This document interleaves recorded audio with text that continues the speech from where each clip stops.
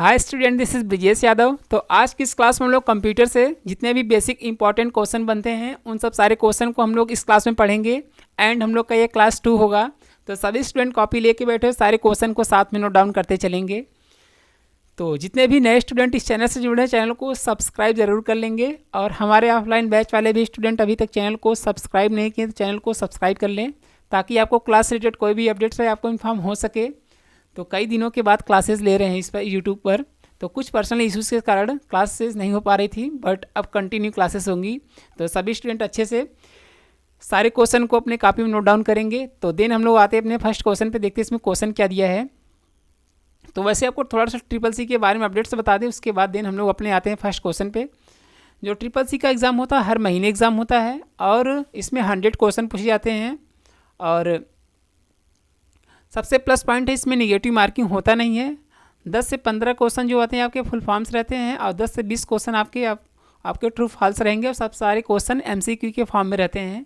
तो थोड़ा सा प्रीवियस क्वेश्चन को अच्छे से लर्न करके गए तो इजीली आप एग्ज़ाम्स को क्लियर कर सकते हैं। तो देन हम लोग आते हैं अपने फर्स्ट क्वेश्चन पे, देखते हैं इसमें क्वेश्चन दिया क्या है।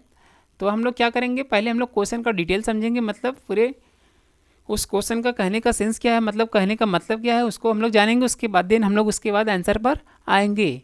तो क्वेश्चन नंबर 1 दिया, what is the full form of EDSAC। तो जितने भी इंपॉर्टेंट फुल फॉर्म्स बनते हैं उन सब सारे फुल फॉर्म्स को हम लोग इस क्लास में पढ़ेंगे। तो वैसे हम स्टार्टिंग में ही आपको बता दिए थे कि 10 से 15 क्वेश्चन ट्रू फॉल्स से मतलब फुल फॉर्म से आते हैं। तो जितने भी फुल फॉर्म्स इंपॉर्टेंट बनते हैं और जो पीछे से पूछा गया प्रीवियस क्वेश्चन है उन सब सारे क्वेश्चन को हम लोग इस क्लास में पढ़ेंगे। तो सभी स्टूडेंट अच्छे से वी केयरफुल होकर अपने कॉपी में नोट डाउन करेंगे। तो देखते हैं हम लोग क्वेश्चन नंबर इसमें इसका फुल फॉर्म नेम क्या होगा। तो इसका फुल फॉर्म नेम पूछा है EDSAC का फुल फॉर्म नेम क्या है। फर्स्ट ऑप्शन दिया electronic delay storage automatic calculator, second option दिया है electronic data storage automatic calculator. तो मेरे प्यारे स्टूडेंट EDSAC का फुल फॉर्म नेम हो जाएगा electronic delay storage automatic calculator is the right answer. इसका ये फुल फॉर्म नेम है। सभी स्टूडेंट अपने काफ़ी अच्छे से नोट डाउन करेंगे। अब देन हम लोग क्वेश्चन नंबर नेक्स्ट पे आते हैं, यानी 2 पर।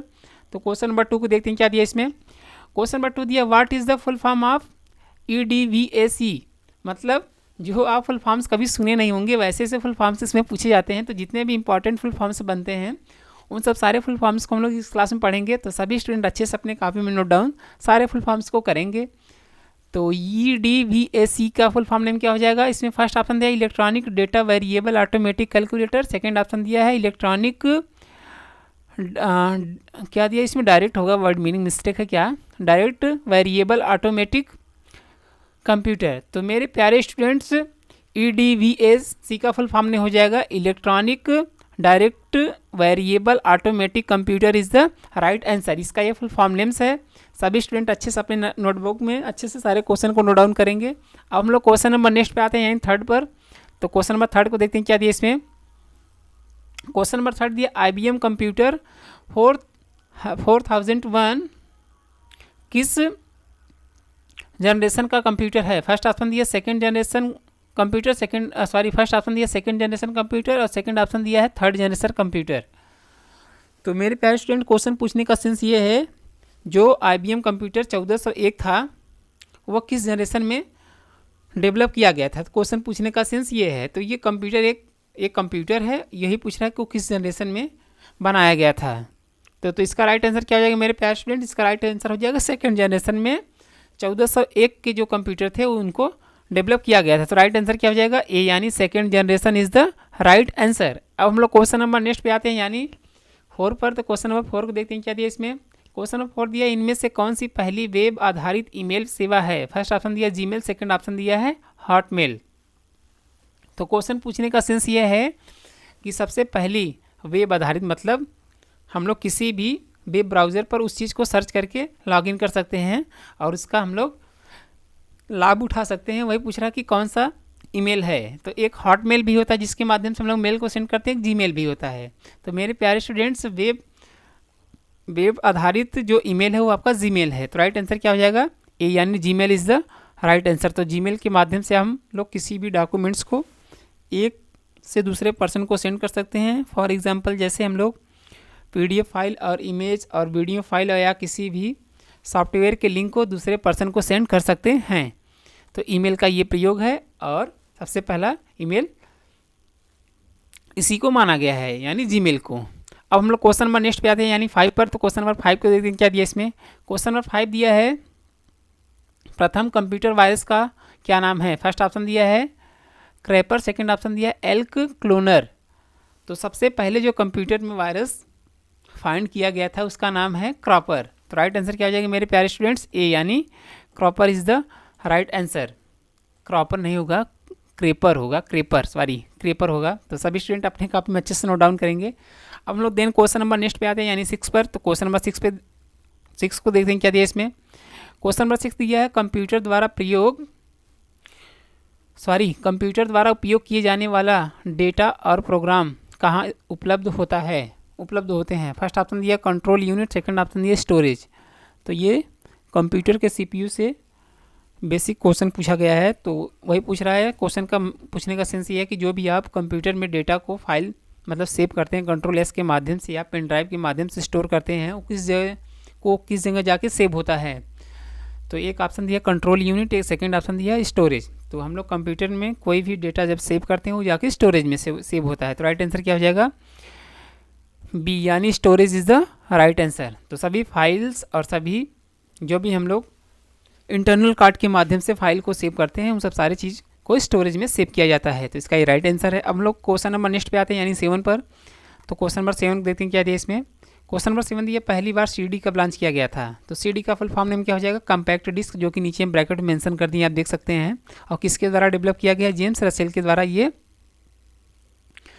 CD को लॉन्च किया गया था। इसका पूरा नाम है कम्पैक्ट डिस्क। वही पूछ रहा है कि ये सबसे पहले कब ये बनाया गया था और इसका प्रयोग कंप्यूटर में क्या है। इसका प्रयोग है जैसे पहले हम लोग के घर में CD DVD होता था, उसी कैसेट को कंप्यूटर या लैपटॉप में उस फाइल को कॉपी करने के लिए, या कंप्यूटर्स के फाइल को उसमें पेस्ट नहीं कर सकते आप, उससे केवल फाइल्स को कॉपी कर सकते हैं। तो उसी चीज़ को कॉपी करने के लिए CD को डेवलप किया गया था। तो वही पूछ रहा है कि इसमें ये कौन से ईयर में डेवलप किया गया था। ये 1982 में डेवलप किया गया था। तो राइट आंसर क्या हो जाएगा मेरे प्यारे स्टूडेंट्स, ए, यानी 1982 इज़ द राइट आंसर। तो 1982 में CD को लॉन्च किया गया था और इसका पूरा नाम हो जाएगा कम्पैक्ट डिस्क। और ये किसके द्वारा डेवलप किया गया था, ये जेम्स रसेल के द्वारा डेवलप किया गया था। तो इस क्वेश्चन के बारे में पूरा डिटेल इन्फॉर्मेशन था। अब हम लोग देन क्वेश्चन नंबर नेक्स्ट पे आते हैं, यानी 8 पर। तो क्वेश्चन नंबर 8 को देखते हैं क्या दिया इसमें। क्वेश्चन नंबर 8 दिया DVD की शुरुआत कब हुई थी। फर्स्ट ऑप्शन दिया 1999 में, सेकेंड ऑप्शन दिया 1996 में। तो इसके बारे में नीचे पूरा डिटेल हम मेंशन ऑप्शन किए हैं, देख सकते हैं आप। इसका फुल फॉर्म नेम DVD का पूछे तो आप क्या बताएंगे, डिजिटल वर्सटाइल डिस्क बताएंगे। क्या बताएंगे मेरे प्यारे स्टूडेंट, DVD का पूरा नाम डिजिटल वर्सटाइल डिस्क। और इसमें टोटल कितने स्पेस मिलते हैं, इसमें आपके 4.7 GB तक के डेटा को आप इसमें सेव कर सकते हैं। इसको ऑप्टिकल मेमोरी कहते हैं। तो इसके बारे में डिटेल इन्फॉर्मेशन था। और ये कब डेवलप किया गया था, ये 1996 में, मतलब 1996 में DVD को डेवलप किया गया था। तो इस क्वेश्चन के बारे में डिटेल इन्फॉर्मेशन था। सभी स्टूडेंट अपने कॉपी में अच्छे से नोट डाउन करेंगे। एक बार जल्दी कर बता रहे हैं सभी स्टूडेंट अच्छे से सुने। तो DVD का पूरा नाम क्या हो जाएगा मेरे प्यारे स्टूडेंट, DVD का पूरा नाम हो जाएगा डिजिटल वर्सटाइल डिस्क। और इसमें टोटल स्पेस कितना मिलता है, 4.7 GB मिलता है। इसको और क्या कहते हैं, इसको ऑप्टिकल मेमोरी कहते हैं। और इसको कब डेवलप किया गया था, 1996 मतलब 1996 में डेवलप किया गया था। तो इस क्वेश्चन के बारे में डिटेल इन्फॉर्मेशन था। अब लोग क्वेश्चन नंबर नेक्स्ट पे आते हैं, यानी 9 पर। तो हम लोग इस क्लास में जितने भी कंप्यूटर से बेसिक क्वेश्चन बनते हैं उन सब सारे क्वेश्चन को हम लोग इस क्लास में पढ़ेंगे। तो सभी स्टूडेंट अच्छे से अपनी कॉपी में नोट डाउन करते चलेंगे सारे क्वेश्चन को।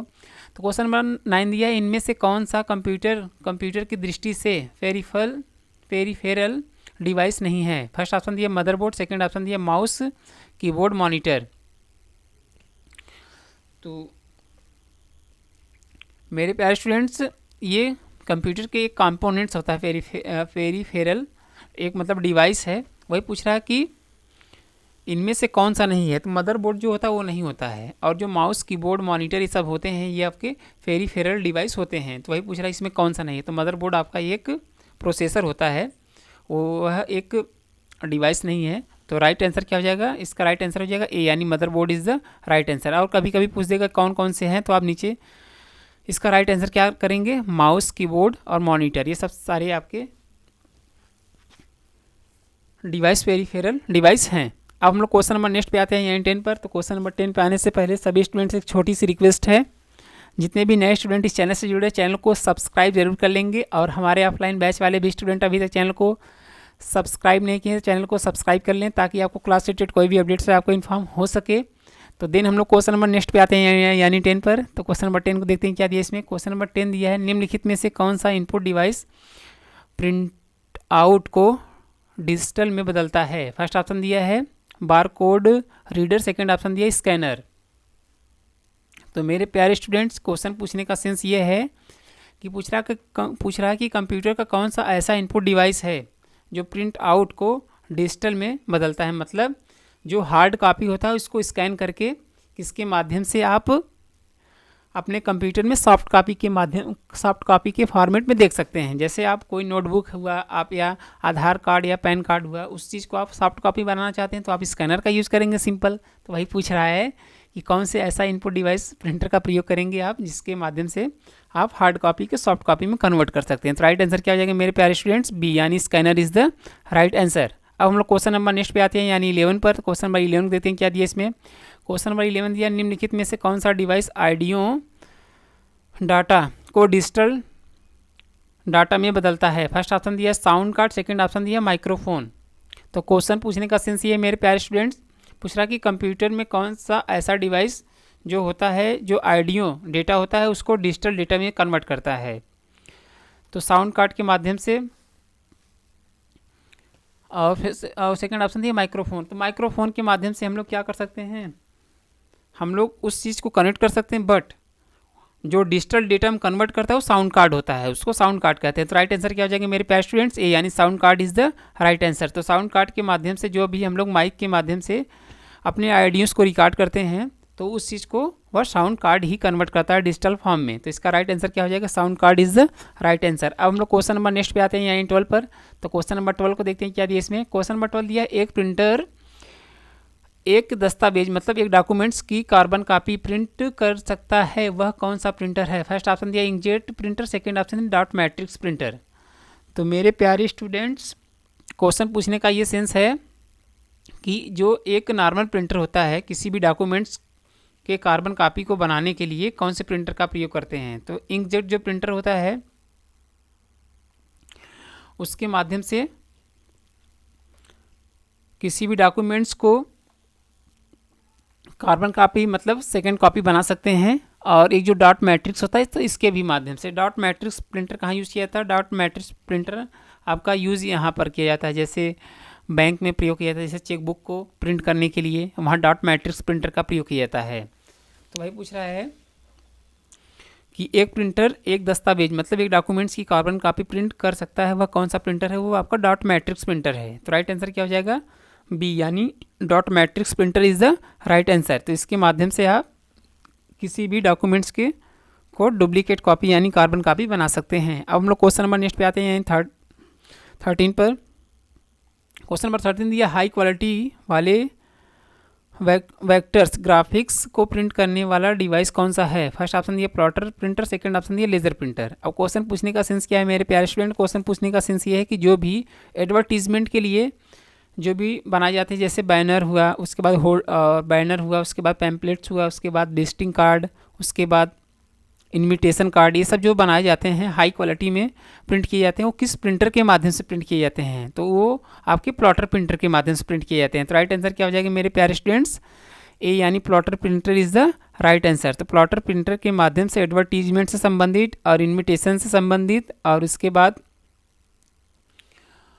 विजिटिंग कार्ड, उसके बाद पैम्पलेट्स, उसके बाद होल्डिंग से संबंधित इस चीज़ के डॉक्यूमेंट्स को प्रिंट किया जाता है, मतलब प्लॉटर प्रिंटर के माध्यम से प्रिंट किया जाता है हाई क्वालिटी में। तो इसका राइट आंसर क्या हो जाएगा, ए यानी plotter printer is the right answer. अब हम लोग क्वेश्चन नंबर नेक्स्ट पे आते हैं यानी 14 पर। तो क्वेश्चन नंबर 14 को देखते हैं क्या दिया इसमें। क्वेश्चन नंबर 14 दिया, मार्किंग के लिए किस इनपुट डिवाइस का उपयोग किया जाता है। फर्स्ट ऑप्शन दिया बारकोड रीडर, सेकंड ऑप्शन दिया ऑप्टिकल मार्कर रीडर। तो क्वेश्चन को पूछने का सेंस ये है मेरे प्यारे स्टूडेंट, जो भी हम लोग अभी उस पर मतलब एग्ज़ाम देते हैं, गवर्नमेंट एग्ज़ाम या किसी भी चीज़ का एंट्रेंस एग्ज़ाम, किसके माध्यम से उसको उस पेपर को क्या कहते हैं जी, हाँ, अभी याद नहीं आ रहा, देखो चलो ये बता देते हैं लास्ट में। तो जैसे जो हम लोग उसको फिल करते हैं, जैसे मान लो 4 ऑप्शन दिया गया है तो ए बी सी करके दिया है, जो भी आंसर हम लोग का करेक्ट रहता है उसको हम लोग फिल करते हैं, मतलब उसमें उस चीज़ को हम लोग भरते हैं पेन से। तो अरे यार अच्छे नाम है उसका, याद नहीं आ रहा, अभी बताते हैं। तो वही पूछ रहा है, तो उसी चीज़ को मार्किंग करने के लिए कौन से डिवाइस का प्रयोग किया जाता है, तो ऑप्टिकल मार्कर डिवाइस का प्रयोग किया जाता है।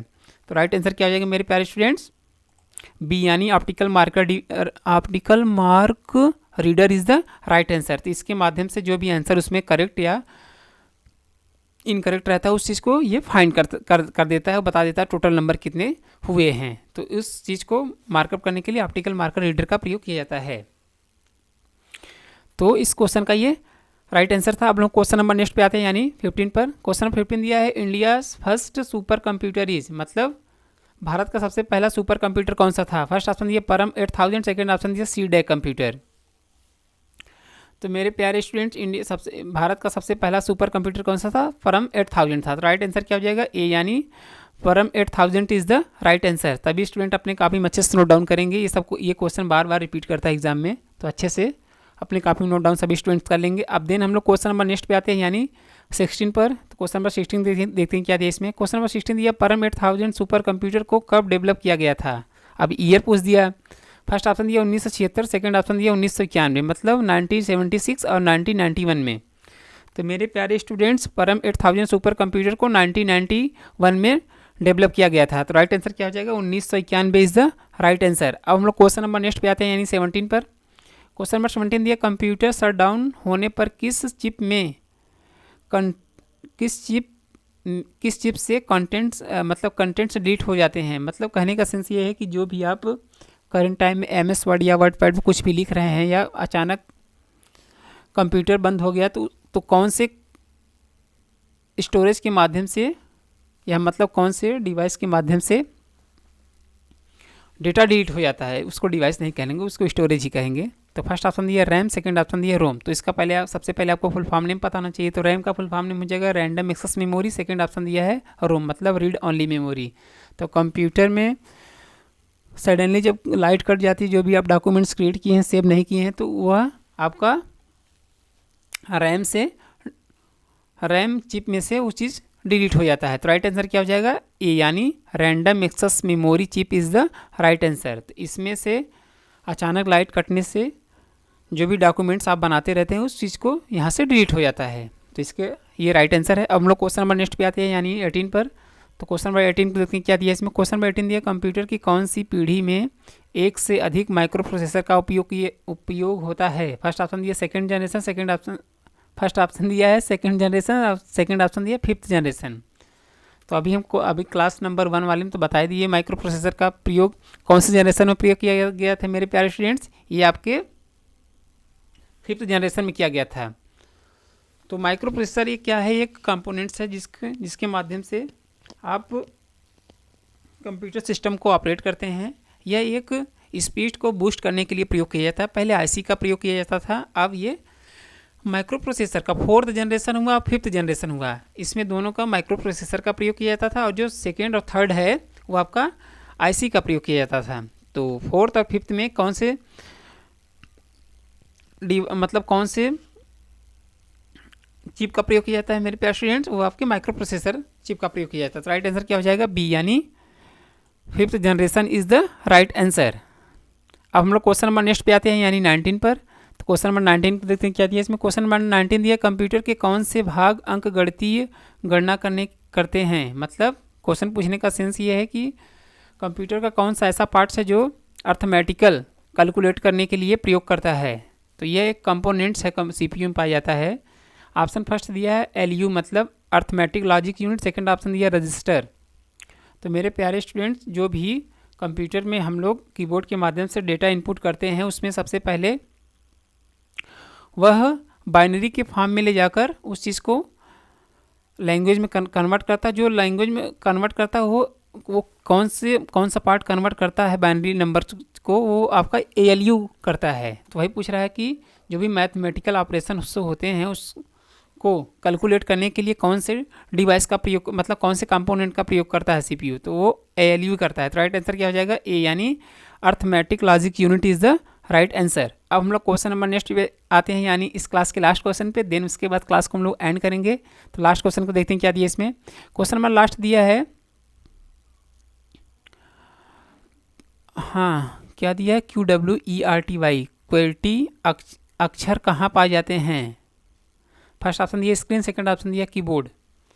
तो ये क्या है, एक ये अक्षर है कीबोर्ड में पाया जाता है। कीबोर्ड एक आपका इनपुट डिवाइस है। तो वही पूछ रहा है कि ये वर्ड किस कंपोनेंट्स पाए जाते हैं, ऐसे पूछना चाहिए था। अभी शॉर्ट में इसमें पूछ दिया है। तो QWERTY मतलब कौन से, ये एक क्या है वर्ड है, तो ये आपके कीबोर्ड पाए जाते हैं, ना कि स्क्रीन पे। तो स्क्रीन पे हम लोग जब टाइप करते हैं तब दिखता है, बट ये पाए जाते हैं आपके कीबोर्ड पे। तो राइट आंसर क्या हो जाएगा मेरे प्यारे स्टूडेंट्स, बी, यानी keyboard is the right answer. तो आज की इस क्लास में हम लोग जितने भी बेसिक कंप्यूटर से क्वेश्चन बनते थे उन सब सारे क्वेश्चन को हम लोग इस क्लास में पढ़ें। तो आई होप सारे स्टूडेंट को सारे क्वेश्चन अच्छे से समझ में आए होंगे। तो जिस भी क्वेश्चन में आपको डाउट होगा आप कमेंट सेक्शन में उसका रिप्लाई कर सकते हैं। और जितने भी नए स्टूडेंट इस चैनल से जुड़े, चैनल को सब्सक्राइब जरूर कर लेंगे। और हमारे ऑफलाइन बैच वाले भी स्टूडेंट अभी तक चैनल को सब्सक्राइब नहीं किए, चैनल को सब्सक्राइब कर लें ताकि आपको क्लास रिलेटेड कोई भी अपडेट से आपको इन्फॉर्म हो सके। तो आज के लिए इतना ही, थैंक यू।